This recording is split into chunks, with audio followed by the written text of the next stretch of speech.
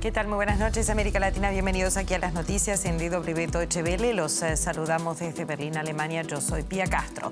Colombia ha amanecido este lunes en una nueva era política. La izquierda gobernará el país en los próximos 4 años por primera vez en su historia. Gustavo Petro es el nuevo presidente. Los detalles. Y Petro tendrá enormes retos por delante, no fallarle a todos los que esperan que su llegada al poder suponga un cambio real en sus vidas, pero también tratará de unir o tendrá que unir a un país muy golpeado y dividido. Colombia tendrá también la primera vicepresidenta negra en su historia. La policía brasileña confirmó este sábado los restos del indigenista Bruno Araujo Pereira, desaparecido junto al periodista británico Tom Phillips en una zona remota de la Amazonía brasileña. El caso ha causado indignación en todo el mundo y generado críticas agudas hacia el gobierno del presidente Bolsonaro. Y Rusia intensifica este lunes los ataques en el este de Ucrania, a pocos días de que los 27 países de la Unión Europea discutan la candidatura de Kiev al bloque.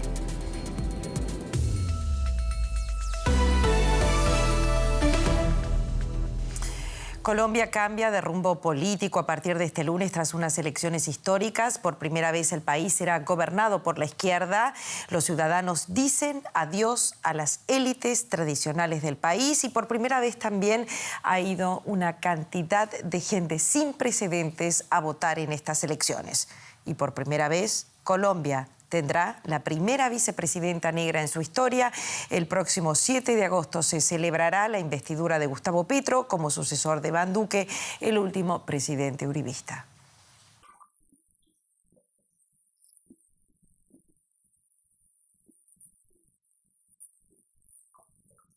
Gustavo Petro y sus más de 11 millones de votantes tienen sobradas razones para festejar. La histórica victoria del político de izquierda pone de relieve la expectativa de cambio del electorado colombiano, que fue masivamente a votar, registrando una de las participaciones más altas de su historia, con un 58%.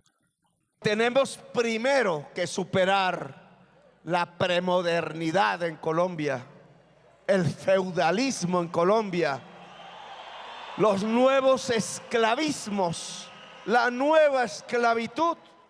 El presidente electo quiere dejar atrás una turbia campaña electoral que dejó grandes heridas políticas. Lo primero que hizo fue felicitar a su oponente, Rodolfo Hernández. El populista de derecha obtuvo un 47,5% de los votos, 3 puntos menos que Petro. El ganador mostró su intención de pasar página y trabajar conjuntamente con la oposición. La paz. El cambio consiste precisamente en dejar el odio atrás. El cambio consiste precisamente en dejar los sectarismos atrás. Petro prometió en campaña un país más justo, menos violento y más ambientalmente responsable. Junto a él, una mujer afrocolombiana ocupará el cargo de vicepresidenta, otro hito histórico en la historia del país. Francia Márquez, activista ambiental y ex empleada doméstica, se destapó como un fenómeno nacional. Después de 214 años, logramos un gobierno del pueblo, un gobierno popular,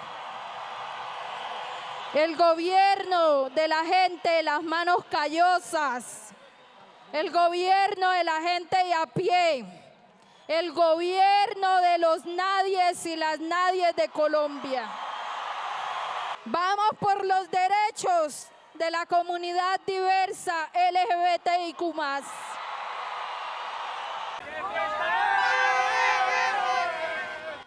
Las celebraciones se repitieron por todo el país.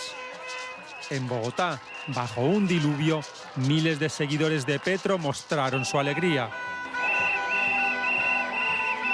Realmente que por primera vez en la historia de Colombia un gobierno alternativo haya podido llegar a la presidencia después de nuestra historia, nuestra larga historia, habiendo sido gobernados por los mismos grupos políticos, las mismas clases políticas. El poder tener un gobierno alternativo es una victoria realmente de la gente en general. Estoy inmensamente feliz porque hemos derrotado la antigua democracia, hemos derrotado lo que nos ha hecho tanto daño, lo que nos ha quitado estudio, lo que nos ha quitado comida.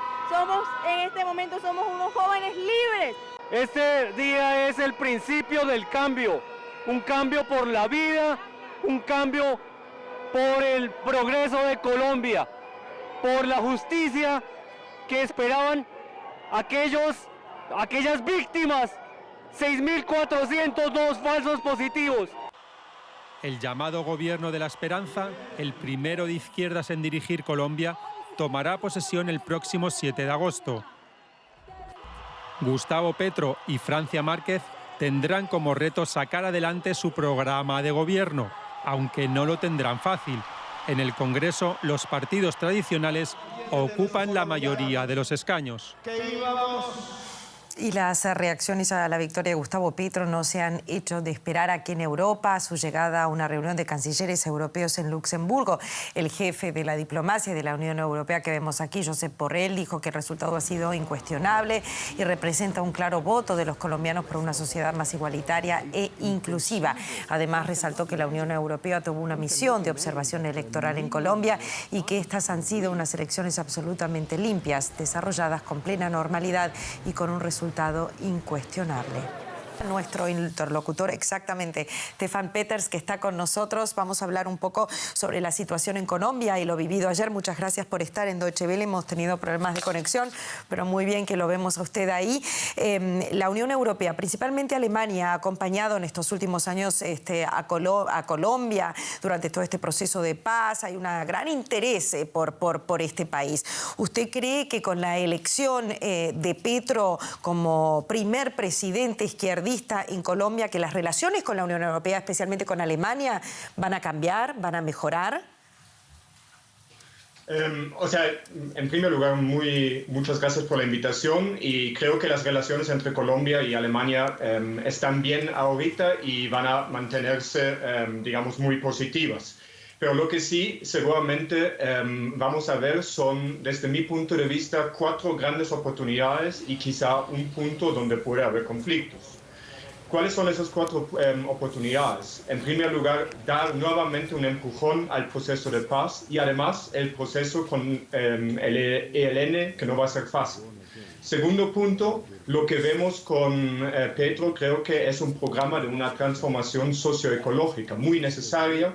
Allí las energías renovables, la protección de la Amazonía y también la protección de la biodiversidad. Creo que allí la Unión Europea y Alemania tienen que tener el coraje de apoyar mucho más.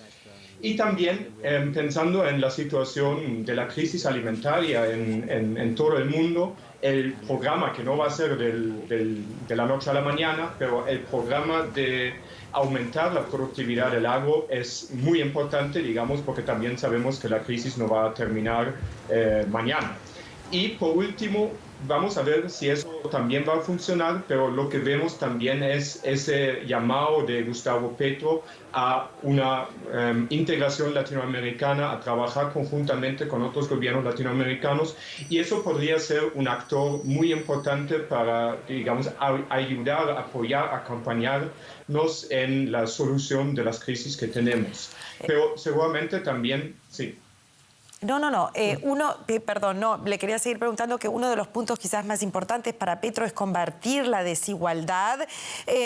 ¿Dónde ve usted las reformas más necesarias como alguien que viene de afuera pero conoce al país también?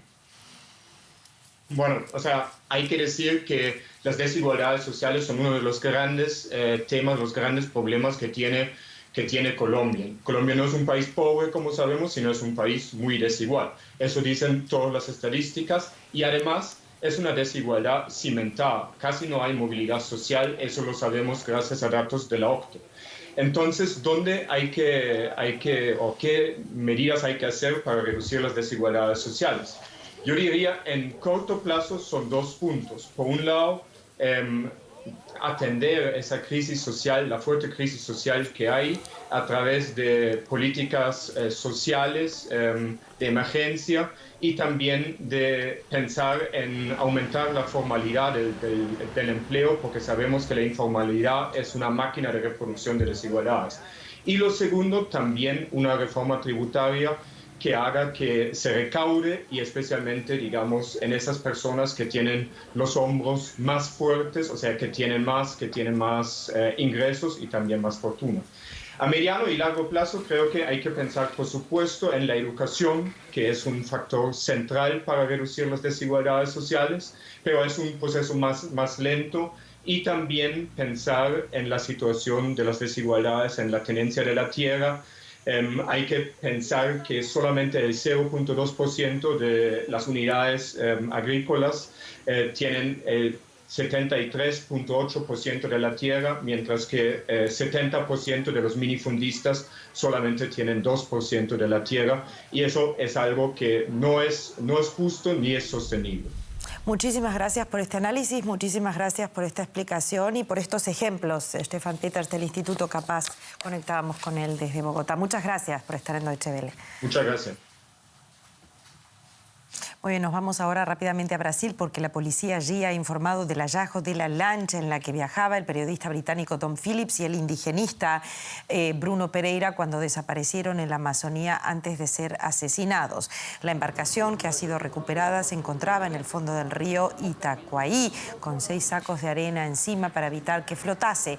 Phillips y Pereira se encontraban en paradero desconocido, recordemos, desde el 5 de junio hasta que el miércoles pasado fueron hallados sus cadáveres. Según los investigadores, fueron asesinados a disparos por pescadores ilegales que luego enterraron sus cuerpos en la selva. La policía ha detenido hasta ahora 3 sospechosos. Tanto Phillips como Pereira habían destacado por su defensa de la Amazonía. Y nos vamos a hablar y analizar lo que ha sucedido allí en Brasil. Está Marcelo Silva de Sousa. ¿Qué tal? Muy buenas noches. ¿Qué se sabe sobre esta investigación, la lancha encontrada, el último momento? Buenas noches, Pía. Bueno, novedad importante, el hallazgo de la embarcación donde viajaban Phillips y Pereira antes de ser asesinados en la Amazonía. Como bien decías, una operación muy compleja de la policía que le tomó 5 horas retirar de 20 metros de profundidad esta embarcación, en la cual también fueron encontrados 5 tambores que pertenecían a Pereira y también el motor de la lancha. Quien llevó a los investigadores, al equipo de rescate en ese lugar, fue nada más y nada menos que Jefferson da Silva Lima, el tercer sospechoso detenido el sábado por este crimen, en el que la policía cree que participaron un total de 8 sospechosos, 5 más de los que se conocía hasta hace pocas horas nada más, que participaron en total del crimen y de la ocultación del cadáver en una región remota de la selva. Recordando también que pericias informadas las últimas horas mostraron que tanto Pereira como Phillips fueron asesinados a tiros con un rifle de caza. El caso del periodista fue alcanzado en el tórax por balazos, en tanto que Pereira fue alcanzado por disparos en el cráneo y también en el tórax. Poco a poco la policía va componiendo este rompecabezas del asesinato. Quedan muchas dudas, muchas preguntas en relación al móvil y si hubo efectivamente un autor intelectual de estos 2 asesinatos. Eso quisiésemos preguntar, porque la muerte del periodista británico y el indigenista pone en evidencia un conflicto en la Amazonía que realmente existe. ¿Con quién estamos lidiando? Bueno, sin dudas la presencia de Pereira y de Phillips en la Amazonía generaba motivos para incomodar a diversos grupos que allí actúan. La policía ha calificado la región del Vale do Javari, donde ellos 2 fueron asesinados, como un área muy compleja y muy peligrosa, debido a que allí confluyen tanto el narcotráfico que actúa en la triple frontera entre Brasil, Colombia y Perú, como grupos de pescadores ilegales y de buscadores de oro ilegales. Y te cuento, Pía, que esta semana particularmente han llegado aquí a la capital miembros de la Unibaja, esto es la Unión de Pueblos Indígenas del Vale do Javari, que han llegado aquí justamente para reunirse con autoridades del Congreso, también del Supremo Tribunal Federal, y ejercer presión, porque ven que la policía, a través de una nota emitida el viernes pasado, empiezan a querer ponerle un freno. Estas fueron las palabras que han utilizado miembros de la Unibaja a la investigación, al asegurar tal vez precipitadamente que los asesinos de Phillips y Pereira actuaron de manera aislada, sin un grupo criminal por atrás que los haya mandado a cometer este delito, algo que la Unibaja desconfía que realmente haya sido así. Por lo tanto, la Unibaja se va a reunir con miembros aquí del Poder Ejecutivo, también del Poder Legislativo, y también de la Justicia. Lo que ellos quieren es una investigación profunda que dé con los verdaderos autores intelectuales y que este caso no sea solo uno más de violencia en la región y que una vez que se apaguen los reflectores vuelvan a quedar solos en sus palabras. Marcelo, muchísimas gracias por este análisis. Buenas noches. Bueno, y hablábamos de protestas indígenas, también continúan en el país vecino, en Ecuador. Ya son 8 días de paro nacional contra el gobierno de Guillermo Lasso. Por el momento no hay avances de diálogo, más bien se han registrado más enfrentamientos en las últimas horas, como el ingreso de la policía a la Casa de la Cultura en Quito para convertirla en base para su personal. El allanamiento del inmueble se dio en la antesala de la anunciada entrada de indígenas a la capital. Recordemos que durante las violentas protestas contra el alza del precio de los combustibles en 2019, la Casa de la Cultura albergó a miles de indígenas. Bueno, y en Ucrania el presidente Zelensky cree que Rusia intensificará aún más los ataques en el este del país en los próximos días. Estamos en una semana histórica para Ucrania, según el presidente Zelensky. La Unión Europea discutirá la candidatura esta semana de Kiev al bloque de la Unión Europea. Un misil ruso hundido en suelo ucraniano. En Lysychansk nadie está a salvo. Al otro lado del río, la ciudad de Severodonetsk ha quedado reducida a escombros por los duros combates. Conforme avanza la ofensiva rusa en el Donbass, se teme que Lysychansk sea la próxima. La mayoría de los vecinos han huido, pero algunos siguen atrapados. No nos queda nada, todo ha ardido. Lo más importante es sacar a mi padre enfermo, eso es lo único que me importa. No sé cuánto tiempo sobrevivirá. No creo que esta guerra vaya a terminar pronto. Viven en sótanos para protegerse en la medida de lo posible y se preparan para el previsible endurecimiento de la campaña de destrucción rusa. Esta semana esperamos mayores hostilidades por parte de Rusia, y no solo contra Ucrania, también contra otros países europeos. Nos estamos preparando, estamos preparados. Zelensky cree que Rusia reaccionará a la decisión de la Unión Europea esta semana sobre la candidatura de Ucrania al bloque de 27 países. Que se esté considerando la posible adhesión de Ucrania supone un cambio radical en la posición de la Unión Europea y va en contra de los esfuerzos del Kremlin por atraer Ucrania a su órbita por la fuerza. La ministra alemana de Asuntos Exteriores, Annalena Baerbock, expresó su apoyo a la adhesión antes de la reunión de ministros del ramo. Hoy tenemos una reunión especial, estamos ante un momento histórico. Debemos ser conscientes de que los miembros tenemos una responsabilidad especial. Ninguno de nosotros querrá decir dentro de unos años, mirando este momento, cómo dejamos pasar esa oportunidad. La promesa de Europa da esperanza a Ucrania en su lucha por sobrevivir. Muy bien, y pasamos ahora a la economía. Ya la ven con Belén Palancar. Buenas noches, Belén. Buenas noches, Pía. Pues íbamos con consecuencias económicas de esta guerra, y es que Alemania ha decidido recurrir al carbón ante la disminución del gas enviado por Rusia. Así lo ha comunicado el ministro de Economía del país, Robert Habeck. Una medida controvertida, ya que el gobierno de coalición, que incluye a los ecologistas, prometió abandonar el uso del carbón antes de 2030. Habeck ha subrayado que es una decisión amarga pero necesaria ante las maniobras energéticas de Moscú. Es sucio, contaminante, un modelo caducado. A pesar de ello, el gobierno alemán apuesta a la generación de electricidad en centrales de carbón. En realidad, Alemania quería potenciar el gas natural, menos contaminante. Pero el gas ruso se transformó en una cuestión política. Actualmente los depósitos alemanes están apenas al 56% de su capacidad. Y Rusia amenaza con restringir aún más el suministro. Por ello es necesario reducir la dependencia energética de Moscú, que con su invasión en Ucrania trajo la guerra a Europa. Para conseguirlo, el ministro de Economía, Robert Habeck, deberá aceptar que las centrales térmicas prolonguen su vida. Esto no puede complacer a nadie que esté atento a los cambios de nuestros tiempos, pero si no lo hacemos, corremos el riesgo de que los depósitos no estén lo suficientemente llenos para el invierno, y eso nos expone al chantaje político. Así las cosas, el carbón reemplazará al gas por el momento. El ministro también anunció incentivos para el ahorro de energía, especialmente a las empresas. Los que consuman menos podrán vender el sobrante en una especie de subasta, pero desde la industria afirman que no basta con ahorrar.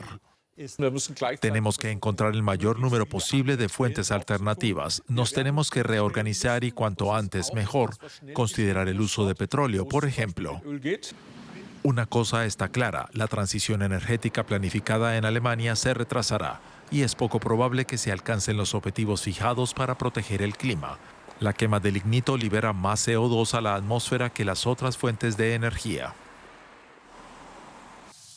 Hasta aquí la economía, pero tenemos más noticias que contarles. Exactamente, este lunes 20 de junio se celebra el Día Mundial del Refugiado, en un año en que la invasión rusa en Ucrania, sumada a otros conflictos, ha llevado la proporción de refugiados a su punto más alto en el continente. Según anunció hoy el secretario general de las Naciones Unidas, Antonio Guterres, el número total de personas desplazadas por la fuerza ha alcanzado los 100 millones. Guterres calificó la situación actual de sombría y pidió solidaridad en el mundo.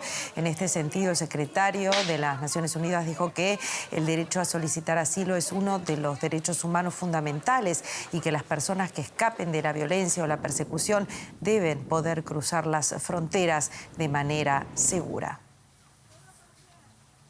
Bueno, y en el Día del Refugiado queremos hablar con un experto, con William Spindler, que es portavoz de ACNUR para Latinoamérica. Gracias por estar con nosotros en Deutsche Welle. Muy buenas noches. Recién lo escuchábamos. Europa está viviendo una crisis de refugiados por la guerra con Ucrania. Pero si hablamos de refugiados en Latinoamérica, ¿dónde está ACNUR poniendo sus esfuerzos? ¿Qué países están viviendo hoy crisis migratoria? Buenas noches, gracias por la invitación. Sí, hoy es el Día Mundial del Refugiado, es el día en que recordamos a los millones de personas que han sido desarraigadas por la persecución, la intolerancia, la guerra, las violaciones a los derechos humanos. Y como usted decía, muchas de estas personas se encuentran en el continente americano. Más o menos la quinta parte de todas las personas desplazadas por la violencia y la persecución se encuentran acá. En las Américas. Podemos pensar en la situación de Venezuela, que ha generado más de 6 millones de refugiados y de migrantes. La mayoría se han quedado en América Latina y en el Caribe. Hay otras situaciones, la de Nicaragua, por ejemplo, que también ha generado más de 100.000 refugiados. Y las situaciones en otros países de Centroamérica, como son El Salvador, Honduras y Guatemala, que han llevado a más de 1 millón de personas a desplazarse ya sea dentro de sus países o hacia otros países, especialmente México, y muchos intentan llegar a Estados Unidos. Entonces es una situación muy dramática en la región. Hay un común denominador, hay una razón común por qué los refugiados emigran de país en Latinoamérica. No, las situaciones son muy diferentes. En algunos casos se trata de la inestabilidad política, económica y social, como puede ser el caso de Venezuela. En otros casos es la persecución por causas de grupos criminales, de pandillas en América Central, las llamadas maras, que sañan contra las personas, las obligan a dejar sus lugares, las extorsionan.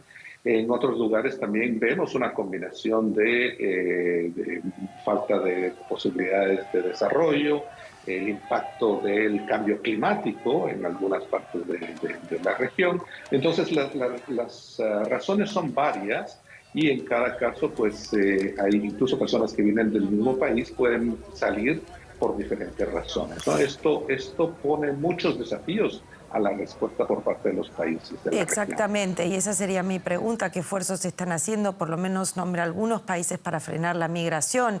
¿Quién está haciendo bien las tareas en nuestro continente? No se trata de frenar la migración económica es necesaria, es una realidad que ha existido desde siempre. Lo que se trata es de encontrar vías legales, regulares para esta migración. Y en el caso de los refugiados, al contrario, hay que facilitar los movimientos de estas personas para que no tengan que embarcarse en estos peligrosos viajes que en muchos casos terminan costándoles la vida.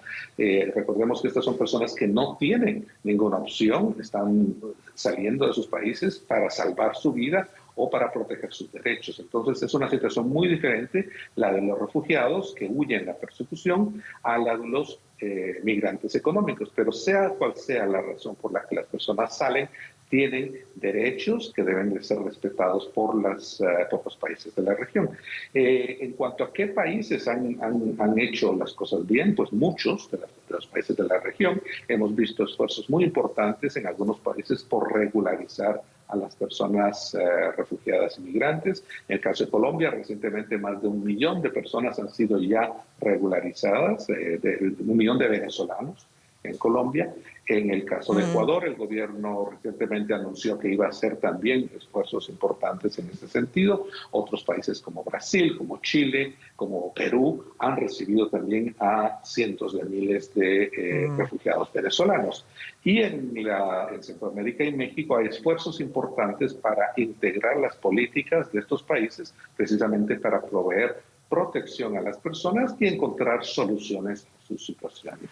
William Seyfried, muchísimas gracias por estas explicaciones y este análisis en el Día del Refugiado.